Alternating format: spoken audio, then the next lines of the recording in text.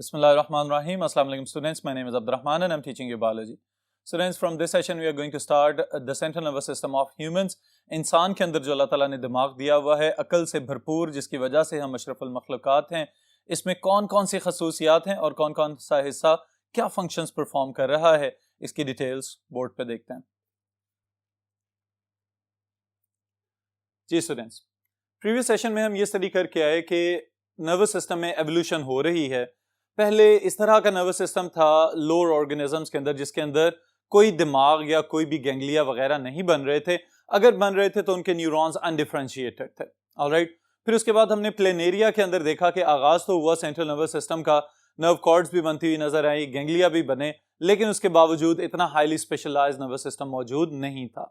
But when we talk about humans, so we can say that we have the best brain of this planet. Allah ताला ने हमें बेहतरीन किस्म के दिमाग से नवाजा है, जिसकी वजह से हम अपनी अकल को इस्तेमाल करते हुए अशरफुल मखलूकात हैं। ऑलराइट, अब स्टूडेंट्स, ये जो हमारा अपना नर्वस सिस्टम है, अगर हम इसकी डिफरेंशिएशन देखें तो हमें पता चलता है कि हमारे पास एक तो सेंट्रल नर्वस सिस्टम वाला पार्ट है और दूसरा पेरिफेरल नर्वस सिस्टम वाला पार्ट है। सेंट्रल नर्वस सिस्टम वाला वो हिस्सा है जो दिमाग और स्पाइनल कॉर्ड पे मुश्तमिल है, और फिर इसी तरह पेरिफेरल नर्वस सिस्टम वो जो हमारी पूरी बॉडी की पेरिफेरी में घूम रहा है, यानी सतह के साथ साथ और ऑर्गन्स के अंदर तक जो है पेवस्त हो चुका हुआ है, उसको हम कहेंगे that is the peripheral nervous system.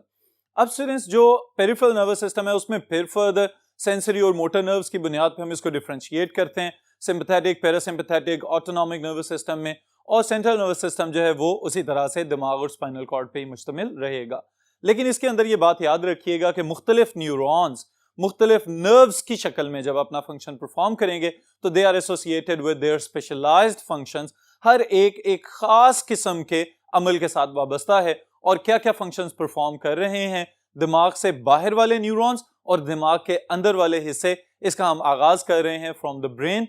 Brain के अंदर स्टूडेंट्स अगर हम देखें तो सबसे पहली और सबसे अहम चीज ये है कि क्या इस जबरदस्त किस्म के खजाने को हमने किस तरह से महफूज बनाया हुआ है, या अल्लाह ताला ने हमें किस तरह से महफूज करके ये दिमाग दिया हुआ है। क्योंकि अगर हम इसका टेक्सचर देखें, या वैसे अगर आपने मगज कभी देखा हो तो आपको अंदाजा होगा कि बहुत ही सॉफ्ट किस्म का स्ट्रक्चर होता है, बहुत ही डेलिकेट नाजुक सा होता है, लेकिन अगर छोटा सा झटका या कोई और फिजिकल इंजरी हो तो खुदा न खास्ता ये बिल्कुल ही खराब भी हो सकता है और काम करना छोड़ सकता है। तो उसके लिए अल्लाह ताला ने इसको सबसे पहले नंबर पे एक बड़े ब्रेन केस के अंदर महफूज कर दिया, जिसका नाम है क्रेनियम। अब स्टूडेंट्स, यहां पे एक डिफरेंस भी याद रखिएगा, स्कल और क्रेनियम। ऑलराइट, बाज़ औक़ात स्टूडेंट्स इन दोनों चीजों को कंफ्यूज कर देते हैं आपस में। स्कल हमारी मुकम्मल खोपड़ी है जिसमें चेहरा भी शामिल होगा और सर भी शामिल होगा। ऑलराइट, लेकिन क्रेनियम हम सिर्फ उस हिस्से को कहते हैं कि जो दिमाग को कवर करने वाला हेलमेट मौजूद है, हमारे सर के ऊपर मौजूद है, उसको हम कहेंगे that is cranium. Alright, cranium के बिल्कुल नीचे फिर 3 लेयर्स हमें नजर आती हैं जिनको हम कहते हैं मेनिंजेस। ऑलराइट, इन मेनिंजेस के नाम यहां पे हम मेंशन कर रहे हैं ताकि आप लोग एमसीक्यूज के लिए इनको याद रख सकें। इसको स्टूडेंट्स हम ड्यूरा मैटर, अरेकनॉइड मैटर और पिया मैटर के नाम से याद रख सकते हैं। फिर उसके बाद फर्दर एक जबरदस्त किस्म का फ्लूइड है जो न्यूट्रिएंट से भी भरपूर है, बहुत सारे मिनरल्स इसके अंदर मौजूद हैं, प्रोटीन्स मौजूद हैं, और तो और डिफरेंट टाइप्स के कॉन्जुगेटेड मॉलिक्यूल्स भी मौजूद हो सकते हैं। इसकी कंपोजिशन काफी हद तक प्लाज्मा से मिलती जुलती है, लेकिन 100% प्लाज्मा की तरह की इसकी केमिकल कंपोजिशन नहीं है। ऑलराइट, मुशाबहत जरूर है, यानी इसकी केमिकल कंपोजिशन काफी हद तक प्लाज्मा की तरह की है, लेकिन 100% प्लाज्मा वाली कंपोजिशन नहीं है, ये बात याद रखिएगा। फिर स्टूडेंट्स, इसका काम भी क्या है, चूंकि फ्लूइड की बात हो रही है तो सबसे पहले तो अगर हम अंदाजा लगाएं तो जितनी हमारी खोपड़ी है, क्या हमारे दिमाग का वॉल्यूम भी उतना ही ज्यादा है? तो नो, इसका जवाब होगा कि नहीं, क्योंकि दिमाग तो उसके अंदर छोटे साइज का है, उसको अल्लाह ताला ने इर्द गिर्द से पैक किया हुआ है। तो ये जो सेरिब्रोस्पाइनल फ्लूइड है, ये आपके दिमाग के अंदर वाली साइड पे जो खाली खाने जिनको हम वेंट्रिकल्स ऑफ द ब्रेन कहते हैं, उनके अंदर भी मौजूद है। फिर इसी तरह स्पाइनल कॉर्ड के अंदर जो हमें एक कैनाल नजर आती है, सेंट्रल कैनाल, उसमें भी मौजूद है, और दिमाग के ऊपर वाले हिस्से में भी फ्लूइड मौजूद हो सकता है। ऑलराइट, तो ये बात याद रखिएगा स्टूडेंट्स। फिर एक अहम चीज, जब हम मॉर्फोलॉजी देखते हैं दिमाग की, तो हमने जो बात याद रखनी है वो क्या है कि दिमाग का और स्पाइनल कॉर्ड का एक बेसिक सा डिफरेंस है, क्योंकि इसके अंदर न्यूरॉन्स की कंस्ट्रक्शन की बुनियाद पे 2 एरियाज हमें हमेशा नजर आते हैं। एक को हम कहते हैं ग्रे मैटर और दूसरे को हम कहते हैं व्हाइट मैटर। जो ब्रेन वाला पार्ट है उसमें ग्रे मैटर बाहर वाली जानिब पे होता है, यानी कि कॉर्टिकल रीजन्स के अंदर, और जो व्हाइट मैटर है वो अंदर यानी कोर वाली साइड पे मौजूद होगा। जबकि जो स्पाइनल कॉर्ड है उसमें ग्रे मैटर हमें जो है वो अंदर बटरफ्लाई की तरह की शक्ल बनाता हुआ नजर आता है, और व्हाइट मैटर जो है वो बाहर की तरफ एक थिक या रिजिड किस्म का बैंड बनाता हुआ नजर आता है। ये ग्रे मैटर और व्हाइट मैटर बुनियादी तौर पे किस चीज पे मुश्तमिल है, ये फर्दर डिटेल्स में देखते हैं। ऑलराइट स्टूडेंट्स, अब जो तरतीब आपने याद रखनी है इस टॉपिक की, इसको भी मैंने लिस्ट किया हुआ है, याद रखिएगा इसी लिहाज से। The first thing is the central nervous system is basically made up of brain and the spinal cord. All right. फिर उसके बाद प्रोटेक्शन के हवाले से स्टूडेंट्स इंपॉर्टेंट शॉर्ट क्वेश्चन पूछा जा सकता है कि how the brain is protected. तो आप याद रखिएगा इन 3 मेजर वेज। एक क्रेनियम मौजूद है, उसके बाद उसके पास मेम्ब्रेन्स मौजूद हैं जिनको हम कहते हैं मेनिंजेस, और फिर फ्लूइड मौजूद है जिसका नाम है सेरिब्रोस्पाइनल फ्लूइड। ऑलराइट स्टूडेंट्स, फिर इसके बाद ये बात याद रखिएगा कि जो दिमाग है हमारा उसको हम फर्दर इंशाल्लाह ताला अगली क्लासेस में आप लोग जाकर देखेंगे कि anterior lobe, posterior lobe, median lobes या इस तरह से मुख्तलिफ टेम्पोरल लोब या एरियाज के नाम से याद रखेंगे, और काफी सारी मुश्किल टर्मिनोलॉजी आपने याद रखनी है। अभी हमारा फोकस रहेगा सिर्फ उतने हिस्से पे जो आपने एफएससी के हवाले से याद रखना है। तो दिमाग को 3 बड़े हिस्सों में डिवाइड कर रहे हैं, fore brain, mid brain and hind brain. Fore brain students terminology के लिहाज से यूं लगता है कि सिर्फ दिमाग का अगला हिस्सा, लेकिन आप ये बात याद रखिएगा कि फोर ब्रेन में दिमाग का वो तमाम हिस्सा शामिल होता है जो आपके माथे से लेके आपके सर के पीछे वाली साइड पे आपको एक उभरी हुई हड्डी फील होगी, वहां तक जो सारे का सारा कॉर्टिकल रीजन है वो सेरिब्रम में शामिल किया जाता है, and it is part of the fore brain. Alright, then is the mid brain जिसको हम छोटा दिमाग भी कहते हैं बाजुकात। ये आपके कॉर्टेक्स के निचली साइड पे फिट हुआ है और ह्यूमंस में ही रिड्यूस होकर बहुत ही छोटा रह चुका हुआ है, इसलिए हम इसको मिड ब्रेन या smaller part of the brain कह सकते हैं। Then is the hind brain. Hind brain पिछला दिमाग। ऑलराइट, अब पिछले दिमाग से क्या मुराद है कि फोर ब्रेन और मिड ब्रेन के बाद दिमाग का वो वाला हिस्सा कि जो पिछली साइड पे मौजूद है और इलोंगेट होता चला जाएगा इनटू योर वर्टिब्रल कॉलम, और स्पाइनल कॉर्ड बेसिकली इससे ओरिजिनेट होगी। ऑलराइट स्टूडेंट्स, फिर जो फोर ब्रेन है इसकी डिटेल्स आप याद रखेंगे एक सेपरेट लॉन्ग क्वेश्चन के हवाले से कि इसके कौन कौन से कंपोनेंट्स हैं और क्या क्या फंक्शंस परफॉर्म कर रहे हैं, तो इस वजह से इन पे भी एक नजर दौड़ाते चले जाते हैं। Four brain is further differentiated into 3 main functional parts. The first one is known as thalamus, second is limbic system, and third one is known as cerebrum. अब स्टूडेंट्स इन तीनों कंपोनेंट्स में से पहला है थैलेमस। थैलेमस क्या कर रहा है, इसके फंक्शंस देखते हैं। जी स्टूडेंट्स, थैलेमस को हम यूं कह सकते हैं कि it is the basic platform for different types of input stimuli या sensory input coming from different parts of the body. Alright, आपकी बॉडी से हर वक्त डिफरेंट स्टिमुलाई का जो इंटरेक्शन चल रहा है रिसेप्टर्स के साथ, वो सारे के सारे इंपल्सेस जो भी आगे कंटिन्यू होते हैं वो दिमाग में थैलेमस तक पहुंचते हैं, और थैलेमस फिर उनको आहिस्ता आहिस्ता स्क्रूटिनाइज करते हुए दिमाग के अपर पार्ट्स में भेज देता है, जिसके अंदर हमने लिम्बिक सिस्टम और सेरिब्रम को शामिल करना है। Alright, so carries sensory input from skin with in the body, auditory and visual pathways. कानों से आने वाली जो समात वाली इनपुट है, जो आप देख रहे हैं बिनाई वाला इनपुट जो है, और फिर उसके अलावा डिफरेंट टाइप्स के इंटरनल और एक्सटर्नल स्टिमुलाई का जितना भी इनपुट आ रहा है वो डायरेक्टली कहां पे जाएगा, थैलेमस के पास। ऑलराइट, फिर उसके बाद इसने क्या करना होता है, उसको फौरन फॉरवर्ड कर देना है to the higher brain centres, जिसमें हम शामिल कर रहे हैं लिम्बिक सिस्टम को और सेरिब्रम को, specially the cerebral cortex. Alright, फिर स्टूडेंट्स इसमें से भी वन बाय वन अगर हम आगे देखें तो सेकेंड कंपोनेंट जो है it is limbic system. Limbic system इंतहाई अहम हिस्सा है आपके दिमाग का, क्योंकि बुनियादी तौर पे ये वो वाला पार्ट है कि जो हमारे प्रिमिटिव इमोशंस या बिहेवियर्स के साथ कंसर्न है, वो तमाम चीजें जिसे हम इंसानी फितरत कहते हैं या कुदरती खसूसियात कहते हैं, वो बुनियादी तौर पे आपका लिम्बिक सिस्टम कंट्रोल कर रहा है, और वक्त गुजरने के साथ साथ इसमें लर्निंग का इजाफा होता चला जाता है कि जो कुछ भी आप इर्द गिर्द माहौल से लर्न कर रहे हैं, जो सीख रहे हैं, वो आपके लिम्बिक सिस्टम का काम है कि उसको आपकी मेमोरीज का हिस्सा बनाना, एक्सपीरियंस का हिस्सा बनाना, और फिर मुस्तकबिल में उनको किसी ना किसी फायदेमंद तरीके से इस्तेमाल करवाना। Alright, so limbic system is located in an arc between the thalamus and the cerebrum. Arc हम किसको कहते हैं, एक कर्व्ड रीजन को। Alright students, works to produce our most basic and primitive emotions, drives and behaviours. बुनियादी तौर पे वही चीज, इसको अगर हम कलेक्टिवली देखें तो इंसानी फितरत जिसे हम कहते हैं स्टूडेंट्स, वो सब चीजें जो हैं वो लिम्बिक सिस्टम रेगुलेट या कंट्रोल करवा रहा है। फियर जिसे हम खौफ कहते हैं, रेज गुस्सा आ जाना, ट्रैंक्विलिटी आसूदगी या पुरसकून हो जाना, आराम आ जाना, हंगर भूख लगना, थर्स्ट प्यास लगना, प्लेयर कोई खुशगवार एहसास होना, और सेक्सुअल रिस्पॉन्सेज जब भी कहीं कोई रिप्रोडक्शन वगैरह वाला बिहेवियर शो किया जाएगा तो उस सूरत में कोर्टशिप बिहेवियर या मेटिंग बिहेवियर्स के नाम से भी इसको आप याद रख सकते हैं। ये भी आपका लिम्बिक सिस्टम कंट्रोल कर रहा है। फिर इसके बाद students, portion of the limbic system is also important in memories. कौन सा हिस्सा है लिम्बिक सिस्टम का जो आपकी यादें स्टोर करता रहता है, वो कौन सा पार्ट है, इसको भी हम देखेंगे इंशाल्लाह। Now the next thing is hypothalamus. Hypothalamus के बारे में तो अगर कहा जाए कि ये किसी तारुफ का मोहताज नहीं, तो अब तक आपकी फिंगर टिप्स पे आ चुका होगा। It is the thermostat of the human body which is mainly concerned with the homeostasis. Alright, chapter number 15 में काफी डिटेल से हमने इसके मुतालिक पढ़ा हुआ है, लेकिन यहां पे भी याद रखिएगा कि हाइपोथैलेमस बुनियादी तौर पे डबल फंक्शन परफॉर्म कर सकता है। एक तो ये कि हार्मोनल सिक्रीशंस जो पिट्यूटरी से ले रहा है या पिट्यूटरी को दे रहा है, उसके हवाले से ये रेगुलेट करवा रहा है बॉडी के डिफरेंट ग्लैंड्स को, और फिर उसके साथ ही साथ जो नर्वस सिस्टम का पार्ट है तो न्यूरो सिक्रीटरी फंक्शन भी प्ले कर सकता है हमारी बॉडी के अंदर डिफरेंट स्टिमुलाई के लिहाज से। तो हाइपोथैलेमस जो है ये थर्मोस्टेट भी है और एट द सेम टाइम चूंकि फोर ब्रेन का पार्ट है तो यहां पे ये आपके नर्वस कोऑर्डिनेशन के अंदर भी अहम किरदार अदा करेगा। Alright students, so hormone production and neural connection के थ्रू ये कोऑर्डिनेशन को पॉसिबल बना रहा है। Major coordinating centre in human body control body temperature, water balance. Body temperature की बात आएगी तो हम थर्मोरेगुलेशन कहेंगे, और वाटर बैलेंस की बात आ रही है तो हम इसको ऑस्मोरेगुलेशन कहेंगे। शाबाश। उसके बाद फिर स्टूडेंट्स नेक्स्ट चीज जो आप याद रखेंगे that is hunger.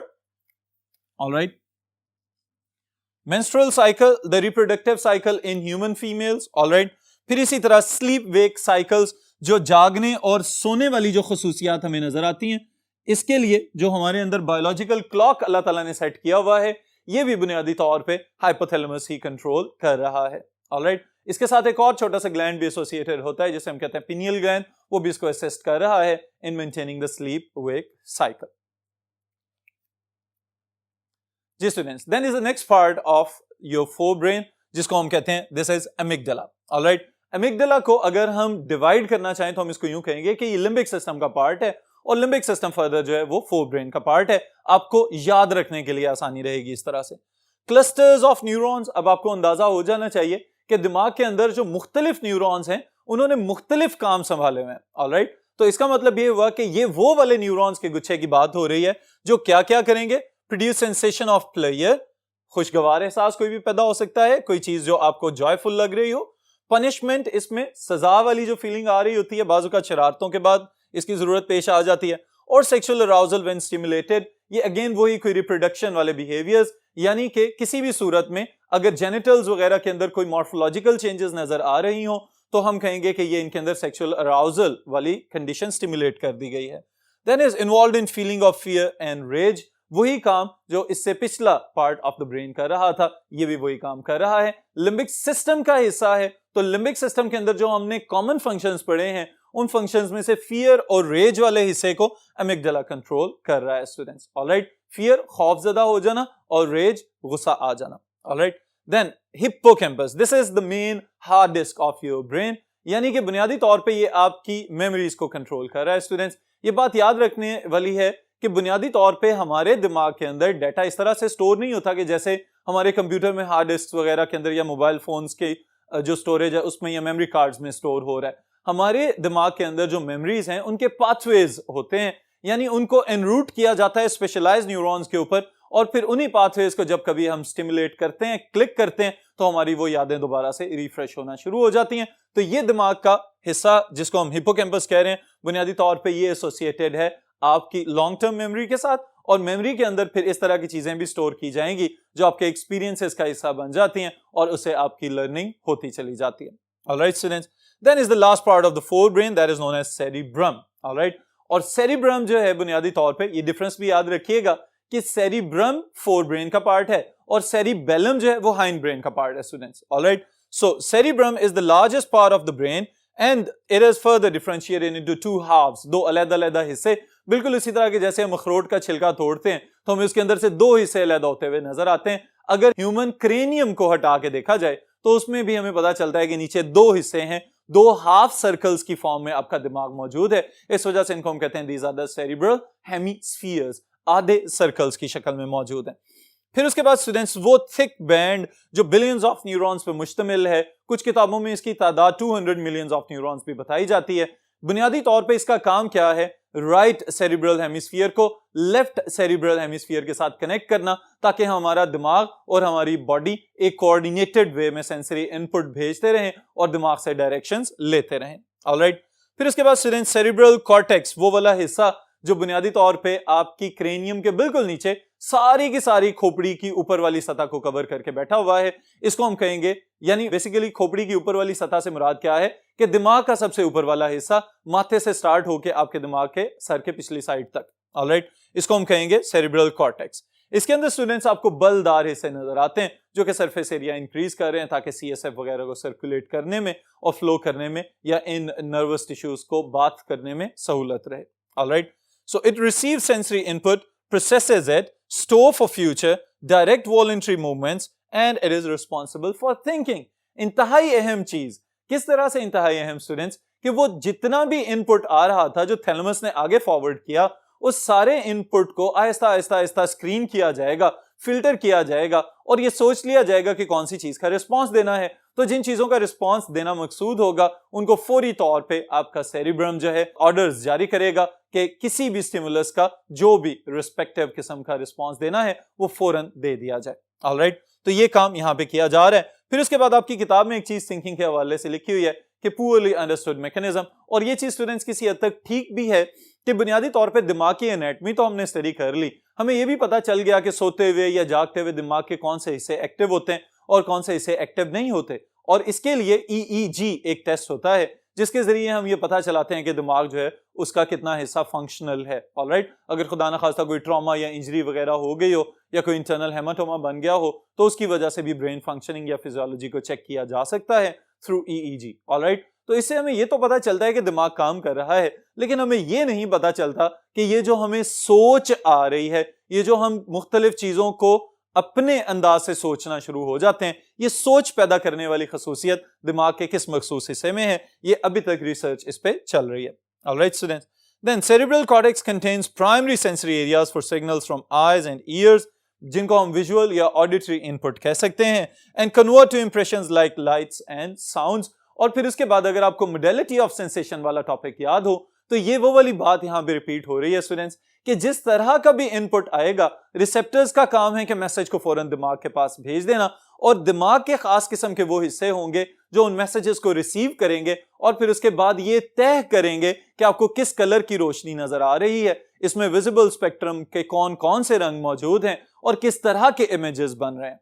Alright, same is the case with the sounds कि आपको डिफरेंट टाइप्स के नॉइजेस वगैरह या बहुत ज्यादा शोर शराबे वाली आवाज में से भी अगर कोई आपका नाम पुकार रहा हो तो आप फौरी तौर पे उसको गेट कर लेते हैं वहां से। तो वो जो आप अपना नाम एक्सट्रैक्ट कर रहे हैं स्टूडेंट्स, ये किसकी वजह से मुमकिन हो रहा है? आपके सेरिब्रम की एक्टिविटी की वजह से, कि ये आवाज जानी पहचानी है, ये अल्फाज आपकी समझ में आ रहे हैं या नहीं आ रहे, ये कौन तय कर रहा है? आपका फोर ब्रेन का सेरिब्रम। ऑलराइट, फिर इसके बाद students some more functions of the fore brain, जिसमें हम शामिल कर रहे हैं स्पीच। ऑलराइट, जिसकी बदौलत हम एक दूसरे के साथ कम्युनिकेट करते हैं, एक दूसरे को अपनी चीजें समझाने में कामयाब हो पाते हैं, तो ये भी आपका सेरिब्रम रेगुलेट करवा रहा है। रिसीव एंड इंटरप्रेट सिग्नल्स और sensations of touch from different parts of the body. अब ये एक बड़ी जबरदस्त चीज है स्टूडेंट्स। किस तरह से जबरदस्त है कि अगर आप गौर करें, आप किसी एक जगह पे बैठे हुए हैं और आपकी बॉडी के एक साइड से ठंडी हवा गुजर रही है, दूसरी साइड से कोई चीज आके आपकी बॉडी के साथ कोई बॉल वगैरह टकरा जाए, तो आपको सारी डिफरेंट टाइप्स की feelings at the same time feel हो रही हैं। तो बुनियादी तौर पे रिसेप्टर्स तो अपने मैसेजेस भेज रहे हैं, the brain is that master कि जिसको पता चल रहा है कि ये कौन सी फीलिंग है और किस तरह का स्टिमुलस आ रहा है, किसको फौरी तौर पे रिस्पांस देना है और किसको रिस्पांस नहीं देना। तो all these things they are controlled by your cerebrum. Alright, send impulses to voluntary muscles for movement. ये भी आपको अंदाजा हो रहा है कि अगर कोई इस तरह की हरकत दरकार है कि जिसमें आपके वॉलंटरी मसल्स को मूव करवाना है from one place to another, आपकी बॉडी को मूव करवाना है from one place to another, तो उस सूरत में स्केलेटल मसल्स को कॉन्ट्रैक्ट और रिलैक्स करवाने के ऑर्डर्स आपका सेरिब्रल हेमिस्फीयर या सेरिब्रल कॉर्टेक्स ही जारी करेगा।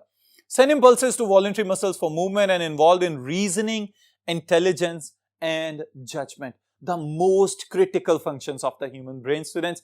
आपकी इंटेलेक्ट यानी वो जहानत कि जिसकी बुनियाद पे आप अक्लमंद ठहराए गए हैं, ये आपका सेरिब्रल कॉर्टेक्स कंट्रोल करवा रहा है।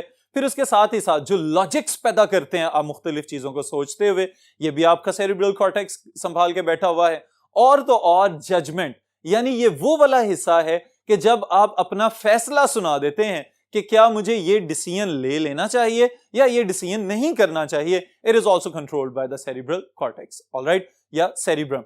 अब ये बात याद रखिएगा स्टूडेंट्स कि इस जजमेंट से मुराद वो वाली जजमेंट नहीं है कि जो हम अपनी मर्जी से लोगों को अच्छा या बुरा गर्दानना शुरू हो जाते हैं। This judgment means the decision power कि आपने फौरी तौर पे किस स्टिमुलस को टेक्निकली किस तरह से रिस्पॉन्ड करना है, alright. Then is the left cerebral hemisphere controls right side of the body and right cerebral hemisphere controls left side of the body, the most important coordination between the movements of different parts of the body, कि अगर मेरा right hand move कर रहा है तो असल में ये left cerebral hemisphere control कर रहा है, अगर मेरा left hand move कर रहा है तो it is controlled by right cerebral hemisphere of my brain, alright students, so this is all about the forebrain। remaining जो mid brain और hind brain है इसको इंशाल्लाह नेक्स्ट सेशन में देखेंगे।